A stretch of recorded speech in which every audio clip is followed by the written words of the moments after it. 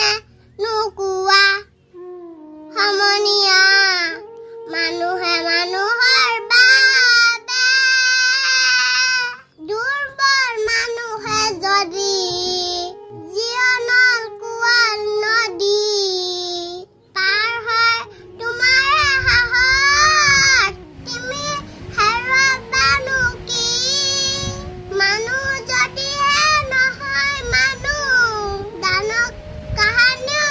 নহয় মানুহ যদি দানৱ কাহানি বা হয় মানুহ লাজ পাব কোনে নুকুৱা সমনীয়া